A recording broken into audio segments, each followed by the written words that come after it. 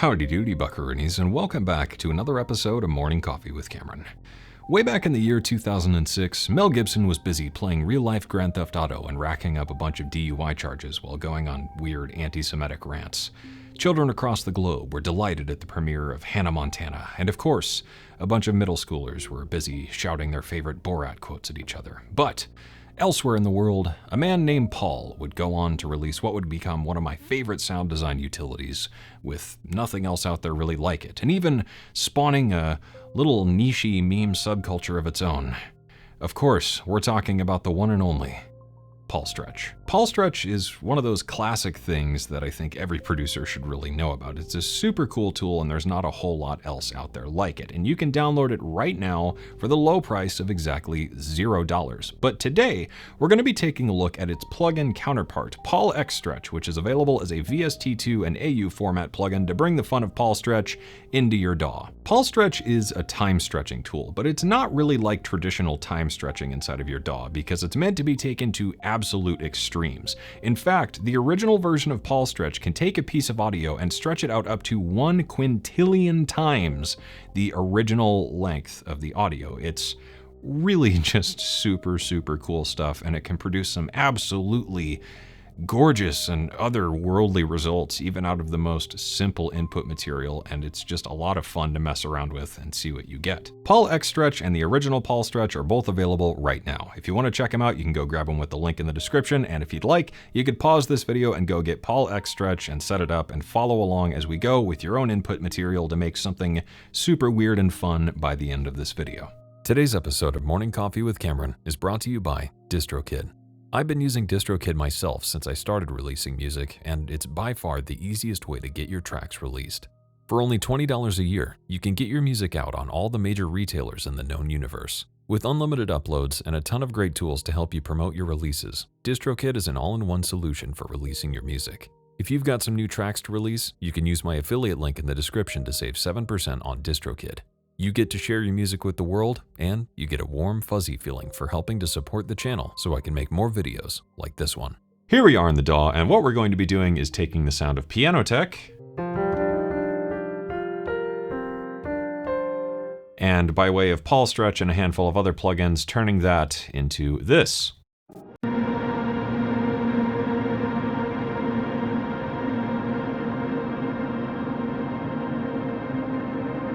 Beautiful, ambient, soundscapey thing. And that is the magic of PaulStretch. Immediately when you open PaulXStretch, you might look at this and go, what the hell is this thing and how does it work? But that's what we're going to be taking care of here today. Before we begin though, there are a few different settings that you should know about in the settings window here. If you want to only play PaulStretch when the DAW is playing, be sure to check the option to play when the host transport is running, otherwise PaulStretch is just going to continuously run forever and ever. If you want to capture a specific loop, and you want to do that just nice and in line and in time, the best way to do that is use capture when host transport running by checking that here. You can also mute the audio while capturing, you can save it to the disk, just always leave that checked. And if you want to change the capture length, you could do that here, go up to 120 seconds or all the way down to just 2 seconds. If you want to import a sound or a sample from elsewhere into PaulStretch on your computer, you can go to Show Browser and then go through your files here to drag something else into PaulStretch. But what we're going to be doing in this example is just capturing directly from the DAW and taking the sound of piano tech and stretching it into oblivion. To get started, I'm going to capture something by checking the capture box here. That's going to instantly start the playhead. I'm just going to improv in C minor. The timing and stuff really doesn't matter here because in the end, it's going to be this big amorphous blur of sound.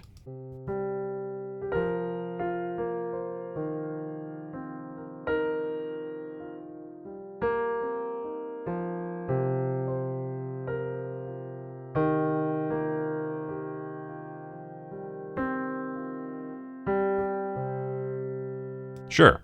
Okay. With that, if we give the DAW a play here, it now sounds like this, which is immediately quite a bit different. So what is PaulStretch doing? PaulStretch is a lot like a granular thing. It's going to take these little tiny chunks of information and overlay them on top of each other and create this blur. So the first setting to know about here is the stretch amount. Right now we're stretching this by a factor of 2, so we're doubling the length. If we go down to 1 though, you'll notice something kind of interesting.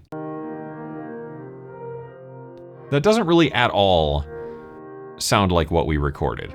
And that's because PaulStretch is designed to blur everything together. It's not really stretching your audio like you would in a DAW by just time stretching something out or using the different warp modes of your DAW or something like that. It's really just taking the audio, pulling it apart and putting it back together, and then stretching all of that out by a certain factor. We could shorten it as well, so we could shorten this to maybe like 0.25, and that's gonna give us a quarter.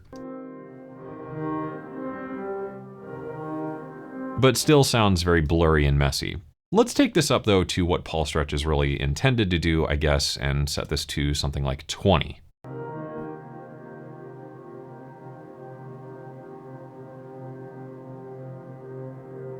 Now we're really starting to get something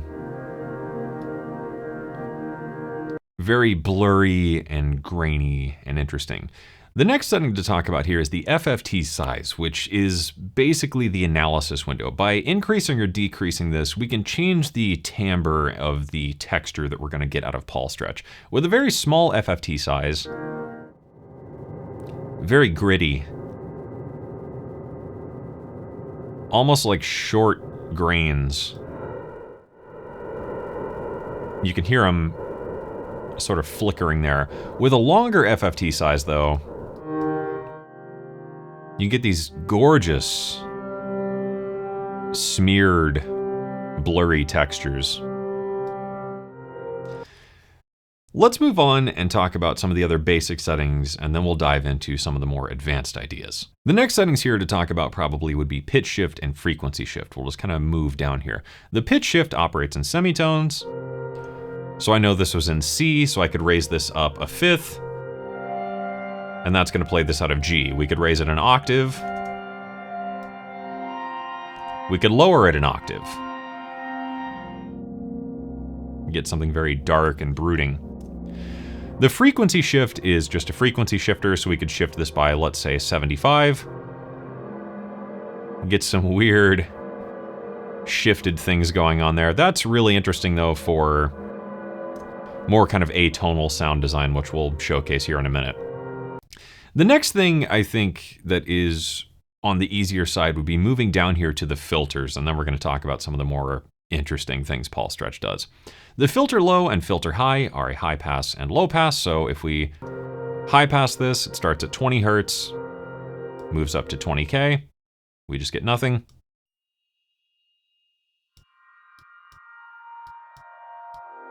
So that's just interesting to know about, and it's a good way to filter the sound if things are maybe a bit too shimmery here.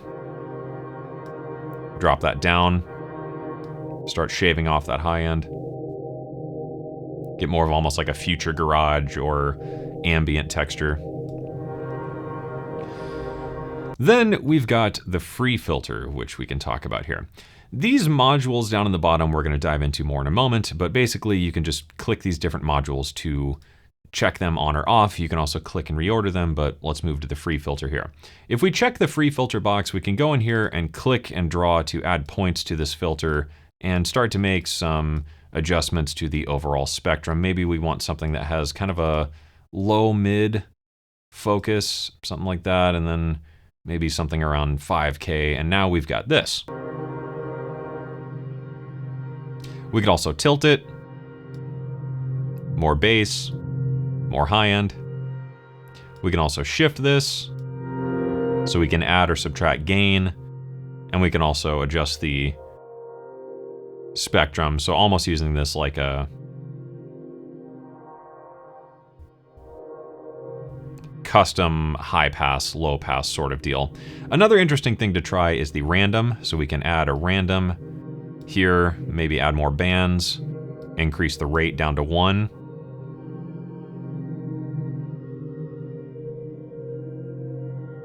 So this is adding just a random filter to everything that's going on inside of PaulStretch, and sounds pretty cool. We could increase the gain here a little bit, just to take a listen.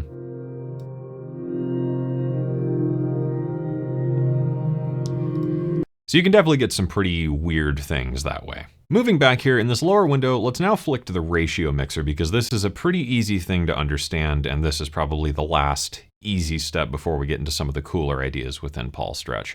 If we check the ratios control here, we can now add a harmonic ratio version of the sound through PaulStretch. So we've got half or an octave down, 0.25 or 2 octaves down, 2, which is an octave up, 4, 2 octaves up, and then we've got 3, 1.5, and 0.6. I think that's like a fifth and a third or something like that. I don't really know offhand.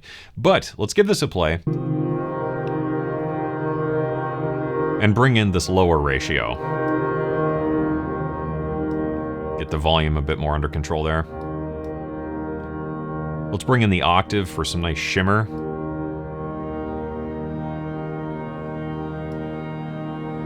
Maybe drop the original a little bit. And now we've got something almost entirely different from where we started.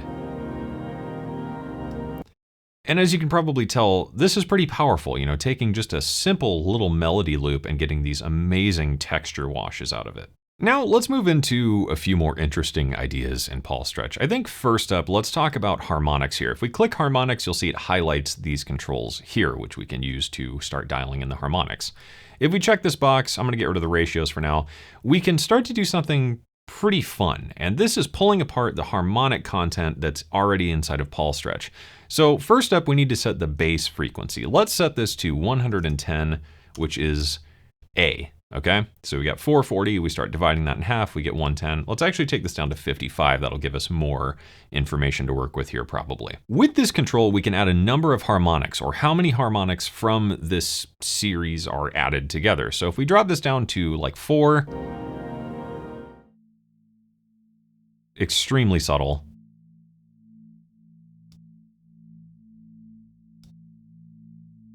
Let's start to add a few more harmonics here. If we pass the input through and I play an A over this, you'll hear it's perfectly in tune with that. So this is a great thing that we could take and just sample a bit of it and turn it into a pad that we could play as an instrument. The bandwidth is then going to control how wide these bands are around these harmonics.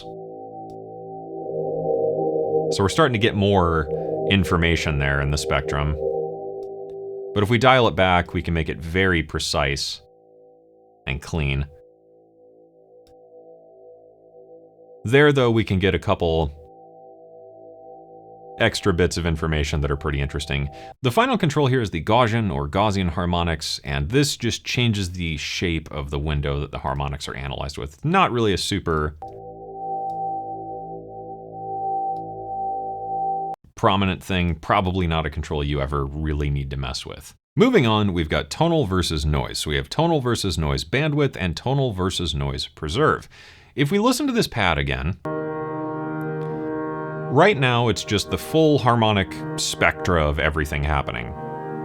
If we check this box, we can use PaulStretch to purely filter towards the clean harmonics of things. Let's turn that up a bit. So some very pretty digital synthetic pads. It almost sounds like an additive synth pad. But if we go the opposite way, turn that way down, we can get only the noise. So down in this region, you'll get stuff that's very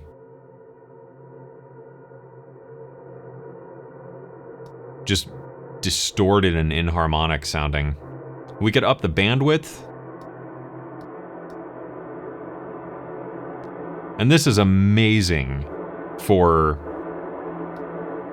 creating textures or drones or just backing atmospheres for a song or a game or anything along those lines. And even from a simple piano, we've got something very ominous and spooky sounding. With a bit of reverb, that would sound awesome. If we play kind of somewhere in between though, I find biasing it a little bit towards the noise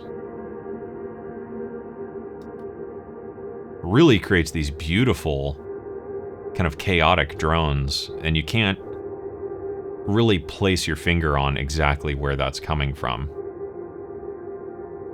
Now, bringing in something like the ratios that we've already set up here,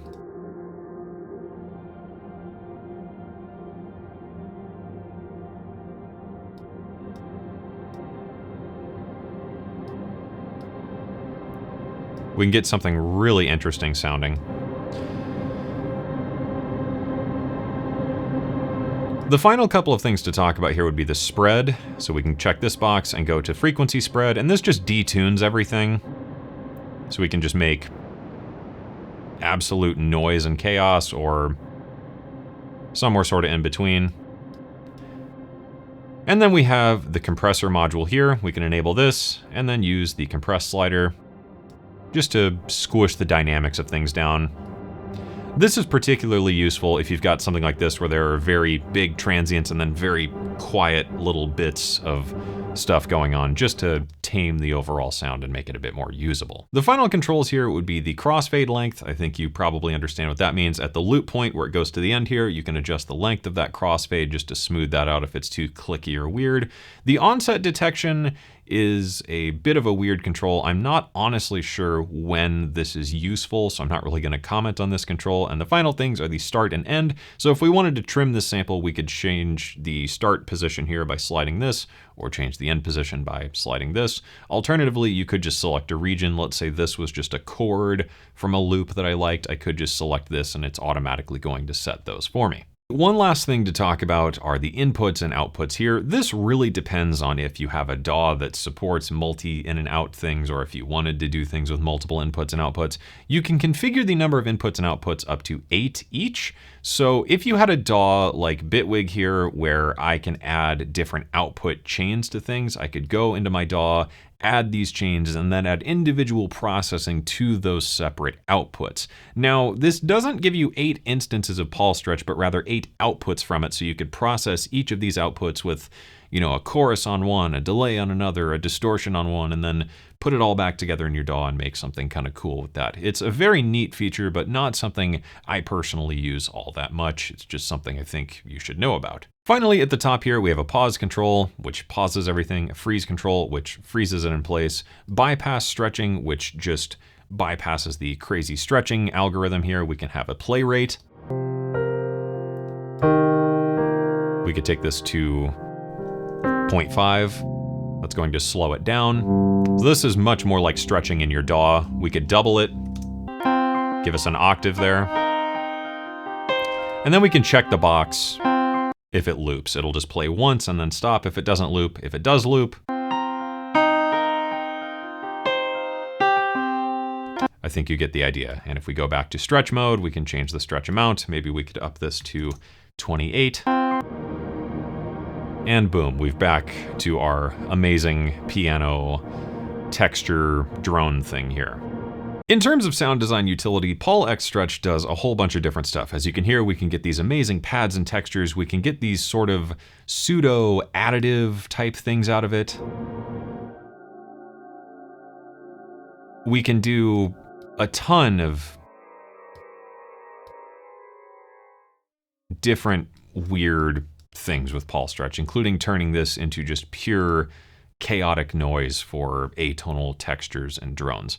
With that, I guess I wanted to show you a quick way to process these and make these pads sound super, super cool with a few of my favorite plugins, because of course, everyone's gonna wanna make pads with this thing. When it comes to making pads with PaulStretch, I find it's nice to then feed the PaulStretch sound into a good reverb. Here, I've got Eventide Black Hole, and this is just going to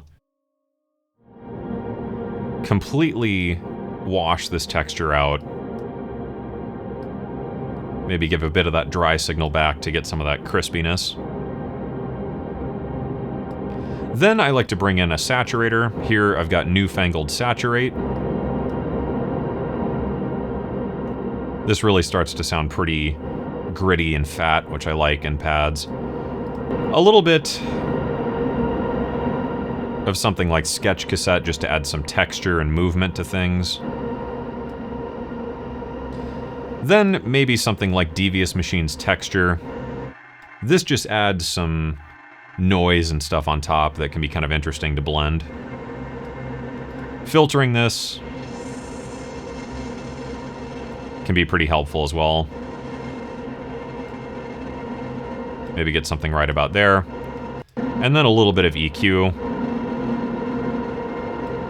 One of my favorite EQs for doing pad sound design is actually Newfangled Audio's Equivocate, and this is kind of a cool EQ because it just shows the amount of level in each band, and I think that's really useful for pads because you get a lot of those weird resonances and stuff, and this allows you to really dial in specific frequency ranges and just see visually where the energy is in this pad. So that's a really fast way to take like maybe this band, boost it, take it down, or just draw in something and see what it sounds like. Maybe add some top energy there. And with that, we've now created a pretty epic drone here. I think I'm gonna take texture down just a touch. We could throw some kind of space ARP thing.